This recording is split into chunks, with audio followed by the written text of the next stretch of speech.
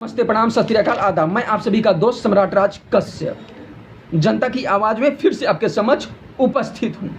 यारो, आज जो हम दर्द पीड़ा आपको बता रहे हैं वह 125 करोड़ देशवासियों की पीड़ाओं को हम आपके सामने उजागर करने जा रहे हैं और ये बातें आपको अवश्य ही सुननी चाहिए, क्योंकि यह सिर्फ हम अपने फायदे के लिए नहीं बता रहे हैं, वह सभी के हित की मैं आज बातें बताने जा रहा हूं। कुछ बातें हमने पार्ट फर्स्ट में बता चुके हैं और कुछ बातें हम आपको बताने जा रहे हैं। यारो, department of investment and public asset management के थ्रू इसमें जो बेचने की तारीख तय की गई है वह लगभग 16 नवंबर है, यानी दीपावली के 2 दिन बाद। यारो, आप दशहरा दीपावली बनाना बंद करिए, अंधभक्ति में आप कम डूबिए, क्योंकि अगर देश बचा रहा तो हम खुद डिसाइड कर लेंगे कि हमें कब दशहरा मनाना है और कब दीपावली मनाना है। यारो, बीपीसीएल यानी भारत पेट्रोलियम कॉर्पोरेशन लिमिटेड जैसी बड़ी बड़ी कंपनियां जिसमें आपके कई सारे इंक्लूडेड हैं, वह चाहे कंटेनर कॉर्पोरेशन ऑफ इंडिया हो, चाहे शिपिंग कॉर्पोरेशन ऑफ इंडिया हो, चाहे भारत अर्थ मूवर लिमिटेड कंपनी हो, और चाहे आपका एयर इंडिया जैसी बड़ी ज़मीनें बड़ी कंपनियों को बेची जा रही हैं, बड़ी संस्थाओं को बेची जा रही हैं। और जो एयर इंडिया को बेचने की तारीख तय की गई है वह दिसंबर में तय की गई है, और बाकी चीज़ें बेचने का 16 नवंबर को ही सारी तारीख तय कर दी गई हैं। और इतना ही नहीं, बहुत से और चीज़ें बेची जा रही हैं। यारो, चाहे आप बात कर लीजिए रेलवे की, चाहे बात कर लीजिए आप डिफेंस की, और चाहे बात कर लीजिए आप बीएसएनएल की। और अगर आप बात करना चाहते हैं तो रेलवे की जो टोटल ज़मीन है वह लगभग 11,80,000 एकड़ है। और अगर इसमें आप ऑपरेशनल ज़मीन देखना चाहते हैं तो वह बड़ी तादाद में है, वह लगभग 9 से 10 लाख के बीच ऑपरेशनल ज़मीन है, लेकिन 1,51,000 एकड़ ज़मीन खाली पड़ी है। सरकार उसे बाजारों की तरह बेचना चाहती है, उसे मोनेटाइज करना चाहती है, और जो उससे पैसा वसूल कर अपने ऐशोआराम की ज़िंदगी, अपने ऊपर सारे एडवर्टीजमेंट का खर्च करना चाहती है।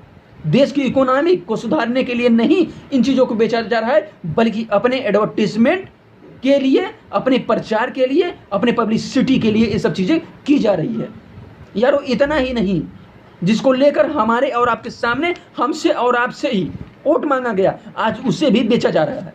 यारो, डिफेंस की अगर आप बातें करते हैं तो डिफेंस की टोटल ज़मीन है वह लगभग तकरीबन 17.95 लाख एकड़ है, जिसमें अगर आप देखना चाहते हैं तो इसमें 1.6 लाख एकड़ में 60 कंटेनमेंट सेना देश भर में चलते हैं, और इसके 5 कंटेनमेंट के बाहर का जो एरिया है वह लगभग 16,53,000 एकड़ जमीन खाली पड़ी है। जी हाँ, आप सही समय सुन रहे हैं, 16,53,000 एकड़ जमीन है। इतनी जमीन आउटसाइड बाउंड्री के पास पड़ी हुई है। इस जमीन को भी कैसे बेचा जाए, किस तरह से मार्केट में इसे बाजारों की तरह बेचा जाए, कौन इसका खरीद फरोख्त करेगा, कौन सी योजनाएं इस पर अगर खरीदी जा रही हैं, बेची जा रही हैं, तो कौन सी इस पर योजनाएं बनाई जा रही हैं, हमारे आपके सामने इसका किसी भी प्रकार का डाटा, किसी भी प्रकार का नोटिफिकेशन, किसी भी प्रकार का प्रोस्पेक्टस, किसी भी प्रकार का नोटिस नहीं दिया गया है, किसी भी प्रकार की जानकारी नहीं दी गई है। इसे भी यारो, जो इसे बेचा जा रहा है वह पीपीपी के योजना की तहत बेचा जा रहा है। यारो, इतनी बड़ी बड़ी मुद्दाएं हमारे और आपके सामने से गायब है। गोदी मीडिया हमें और आपको कुछ भी दिखाने के लिए तैयार नहीं है। यारो, अगर देश के प्रधान सेवक कहीं भी रैलियों में जाते हैं तो मीडिया उनके पीछे लगी होती है, 24 घंटे उनका एडवर्टीजमेंट में सिर्फ करते करते अपनी ज़िंदगी बर्बाद कर ले रही है, खुद बर्बाद हो जा रहे हैं। लेकिन इस देश की जो इन्होंने स्थिति अपने साथ बना दी है वो पूछिए नहीं। जो कंडीशन इन्होंने बनाकर हमारे आपके सामने प्रस्तुत की है वो पूछिए नहीं। अगर आप इकोनॉमिक की बातें करना चाहते हैं, जीडीपी की बातें कर रहे हैं, तो जैसा मीडिया हमारे और आपके सामने रख रहा है, अगर वैसा कास्ट होता तो हमें आपको कुछ चीज़ें सही देखने को मिलती।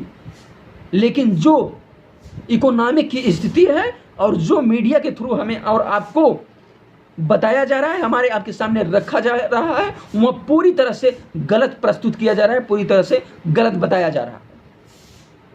और इसी तरह से अगर आप बीएसएनएल की बातें करते हैं तो इसके भी प्रॉपर्टी कम नहीं है, इसकी भी प्रॉपर्टी बहुत बड़ी प्रॉपर्टी है और इसको भी किस तरह से बेचा जा रहा है यह भी हम आपको बता देना चाहते हैं। यारो बीएसएनएल के जो टोटल प्रॉपर्टी की बातें करते हैं तो जो इसके पास टोटल प्रॉपर्टी है वह लगभग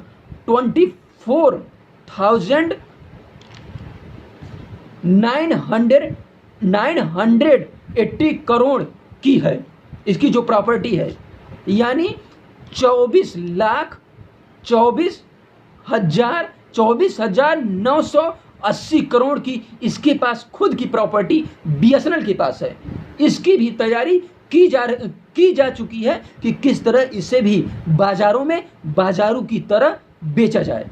अब इसे बेचना सरकार अब इसे भी बेचना शुरू कर दी रही है, शुरू कर चुकी है और इसके लिए अलग अलग टेंडर निकाले जा रहे हैं और इसमें कई प्रकार से टेंडर निकाले जा चुके हैं, जिसमें अगर आपका देखना चाहते हैं तो पहला है वह पीपीपी मॉडल है और सेकंड है ज्वाइंट वेंचर के तरह और थर्ड है इसमें जो थर्ड है जो आपका स्टेट और सेंट्रल गवर्नमेंट, स्टेट और प्राइवेट पब्लिक सेक्टर को इसमें इन्वॉल्व किया गया है। स्टेट गवर्नमेंट इन्वॉल्व रहेगी और आपका पब्लिक सेक्टर इसमें इन्वॉल्व रहेगा। इसके थ्रू, इस मॉडल के थ्रू इसे भी बेचने का सरकार वादा कर चुकी है और इसे भी 16 नवंबर तक बेचने का निश्चय किया जा रहा है। और यारो अगर आप इसी तरह सोते रहें, आप इसी तरह हाथ पे हाथ धरे बैठे रहें तो आने वाले समय में हमें आपको कुछ भी देखने को नहीं बचेंगे। और यारो अगर आप इसे बचाना चाहते हैं, आप इसे देखना चाहते हैं, सही स्थिति में देखना चाहते हैं तो आप अपने घरों से बाहर निकलिए और एक बड़ी योजनाएं बनाइए और इसके लिए आप तत्पर हो जाइए कि हमें और आपको क्या करना है। और अगर आप कोई भी योजनाएं बनाते हैं तो आप हमें कमेंट करके, अगर आप कोई पॉलिसी बनाते हैं तो आप हमें कमेंट करके अवश्य बताएं कि आप कौन सी पॉलिसी बना रहे हैं जिसमें कि सभी लोगों को हम अधिक से अधिक लोगों को कंबाइंड करके इस मुहिम को आगे बढ़ाया जा सके। और अब भारत पेट्रोलियम की भी बातें करते हैं तो अगर आप भारत पेट्रोलियम की भी बातें करते हैं तो जो करते हैं तो इसे भी 16 नवंबर तक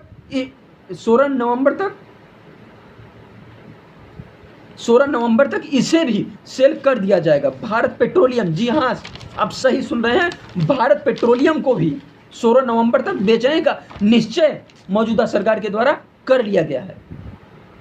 और जो इसे बेचा जा रहा है इसकी जो कीमत लगाई गई है वह 39,460 करोड़ रुपए में सिर्फ इसे बेचा जा रहा है। 39,460 करोड़ रुपए में इसे सेल किया जा रहा है।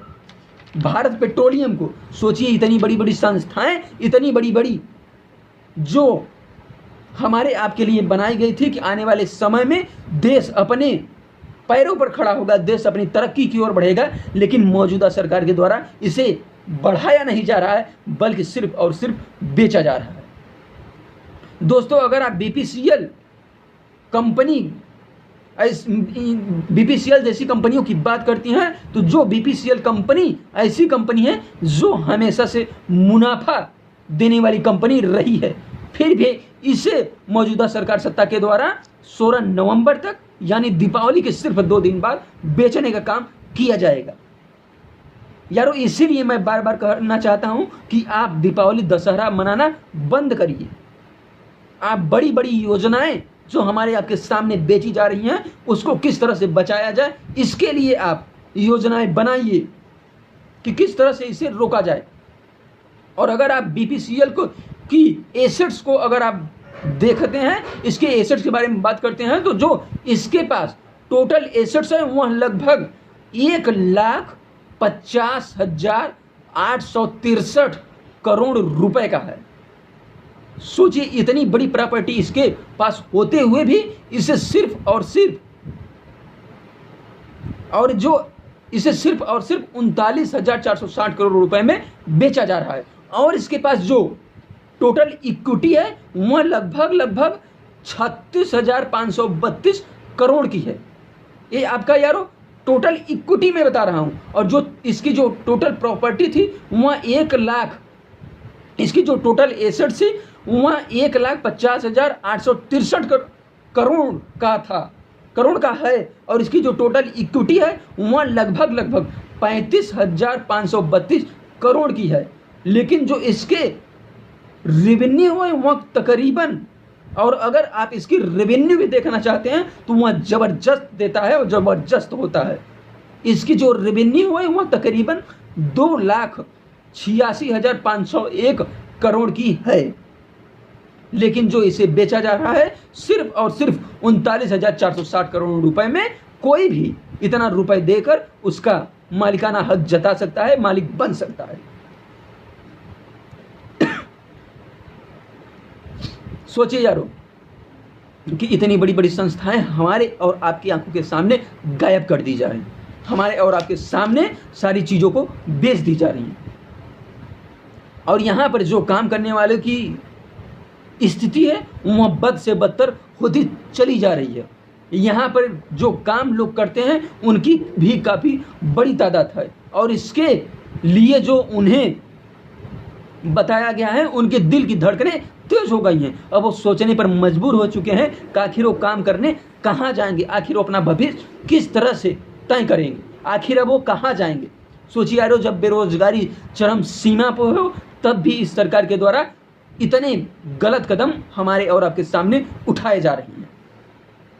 यारो, बीपीसीएल जब सरकार प्राइवेट हाथों में बेच देगी तो इसकी क्या स्थिति होगी, यह शायद ही हम और आप गणना कर सकते हैं।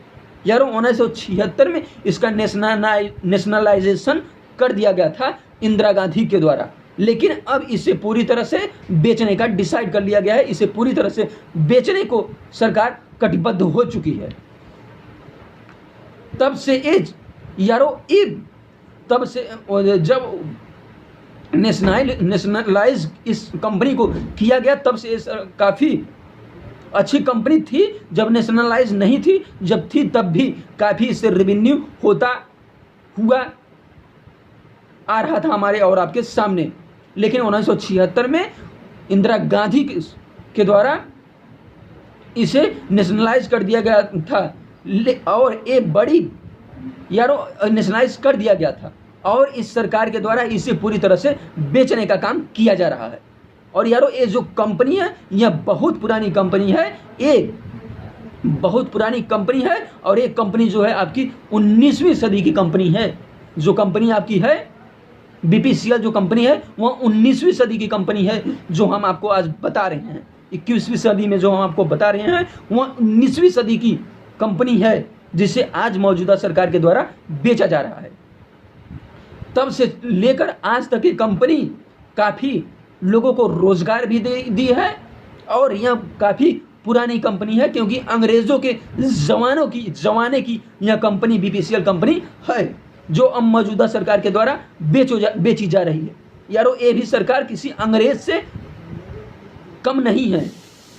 यारो, पहले गोरे लोग राज्य करते थे, अब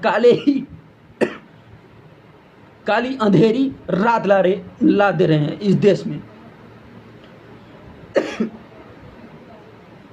और इस देश की स्थिति बद से बदतर बनाई जा रही है।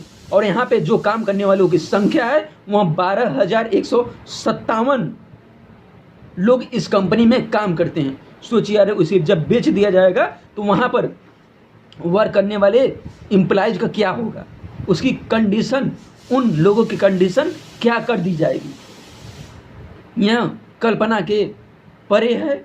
इन्हीं शब्दों के साथ हम अपने वाणी को विराम देते हैं, और आप हमारी बातों पर गहन अध्ययन ज़रूर करिएगा। इन्हीं शब्दों के साथ हम अपने वाणी को विराम देते हैं और आप देखते रहिएगा जनता की आवाज़। धन्यवाद।